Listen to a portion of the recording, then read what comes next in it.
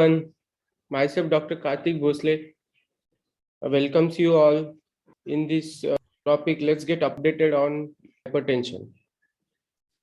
So as per WHO, nearly 63% of total deaths in India are due to non-communicable diseases, of which 27% are attributable to the cardiovascular diseases, which affects 45% people in age of 40 to 69 age group. So almost 50% of the deaths are due to cardiovascular diseases, those who are more than 40 years of age. Raised blood pressure is among the most important risk factor of cardiovascular diseases. Moreover, it remains poorly controlled due to low awareness about hypertension, lack of appropriate care through primary care, and poor follow-up. So in India, the prevalence has gone up to over 30 years to 38% in men and 32% in women, from 29% and 28% respectively. So this is huge rise. Despite that, nearly half of the people, or 51% of men and 41% of women with hypertension, were unaware of this condition. Additionally, over 62% of men and more than 53% of women living with hypertension did not get any treatment. Medication was used to control blood pressure in fewer than 1 in 5 men and 1 in 4 women with hypertension worldwide.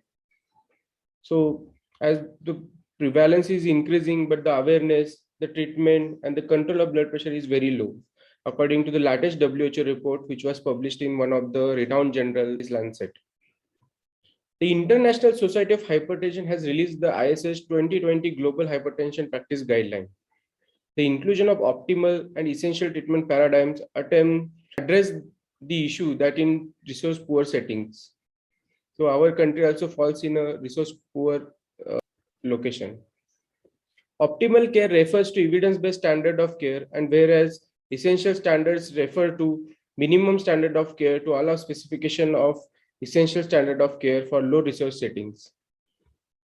The AHA, that is American Heart Association, has released a scientific statement in 2021, offering new guidance for the management of stage 1 hypertension among patients with low atherosclerotic cardiovascular disease risk.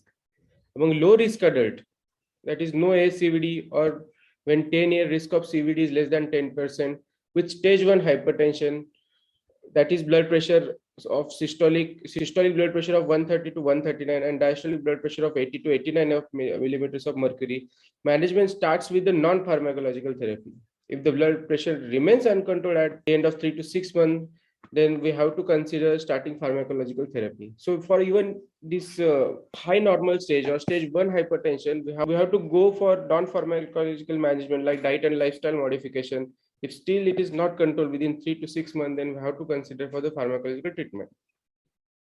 ARDS, that is acute respiratory distress syndrome, is a potentially fatal condition involving lung damage, and experts often associate it with severe COVID-19 infection, as we have all seen the second wave of COVID and the severity of this disease. A recent study which appears in Journal of American College of Cardiology reports that metoprolol can reduce lung inflammation and improve respiratory function in people with COVID-19 induced ARDS, which was published in last year only. So this drug can be used in patients who are recovering from the ARDS. Then lowering systolic blood pressure targets down to the 110 to less than 130 millimeters of mercury range substantially reduced adverse events in step randomized trial, affirming the sprint finding for an older Chinese population. So among some 8,500 patients ages between 60 to 80 in China, the intensive target trimmed 26% of the composite CVDs, finding from now a second major trial supporting a lower target could unite the guidelines, which even among US professional societies ranges from threshold of 130 to 150 millimeters of mercury. So this STEP trial, which was performed in Chinese population, this also supported the findings of SPRING trial that lowering the blood pressure below 130 millimeters of mercury will helpful in reducing cardiovascular risk. So it's not the 140, it's a 130, less than 130 is the target for the treatment of hypertension.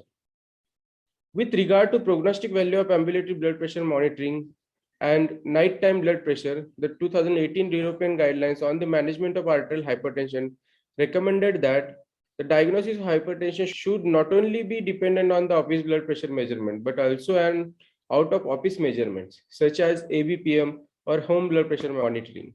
24-hour and nighttime BP measurements were associated with greater risk of mortality and composite of CV outcome.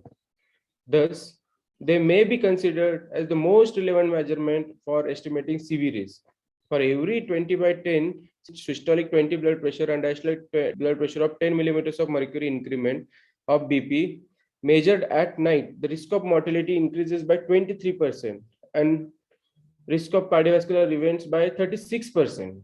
So it is very important to treat the blood pressure and to treat it at optimum level, because even 20 of systolic and 10 of diastolic can increase the risk of mortality by 23%. So it is a huge risk, and cardiovascular risk by 36%. Although it's a relative risk, but it's a significant risk that is increased because of this risk factor. Most patients with hypertension requires lifelong medical therapy to achieve optimal BP control.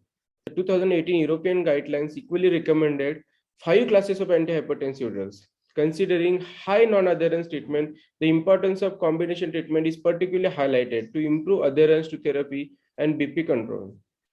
Therefore, the 2018 European guidelines recommend, especially in the context of lower BP targets, to start antihypertensive therapy with an initial dual fixed combination of ACE inhibitor or ARB with calcium channel blocker or diuretics. So current guidelines recommend combination treatment over a single drug treatment to increase the compliance and also to have a better control of blood pressure. So these are the combination of drugs which are supposedly to be started, because different trial has shown the superiority of this combination of drug compared to the single drug. Since early July 2018, products containing valsartan have been recalled worldwide.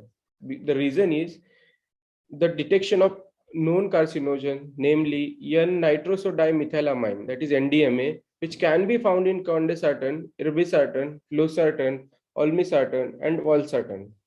NDMA has been classified by the WHO International Agency for Research on Cancer to be carcinogenic in humans. So if 1 lakh patient would have received NDMA contaminated valsartan from Jianghuai, this is manufacturing site where the highest level of contaminants were found, every day for 6 years in the highest dose, it could result in 22 additional liver cancers over the lifetime of these patients. The presence of NDMA in these drugs could lead to 8 additional cancer cases in 1 lakh patients if they had taken the highest daily dose over 4 years. So valsartan recall accompanied by a significant increase in the rate of emergency department visits of +6%. So this carcinogenic compound has been found in a valsartan from which was manufactured in this area. So this warning has been released to recall the valsartan. The HYGEA study represents the largest study that tested nighttime antihypertensive treatment. In this trial, chronotherapy was associated with significant reduction in endpoints, including deaths. The HYGEA chronotherapy trial tested whether nighttime therapy in comparison to usually upon awakening hypertension therapy experts a favorable risk reduction. The largest study included a total of 19,084 hypertensive patients. During an average follow-up 6.3 years, 1,752 participants experienced a primary CV outcome, and ambulatory BP measurements was performed for 48 hours to collect data on how BP differed during the sleep. The RR reduction for CV events was significantly improved for nighttime treatment when compared to the awakening treatment. So this study, that is HYGEA study, has showed that nighttime treatment instead of early morning antihypertensive treatment, nighttime BP lowering drugs has significantly reduced the CV events compared to the daytime treatment. Apart from starting combination therapy, starting therapy with drugs mainly at the night might help the patient. Thank you.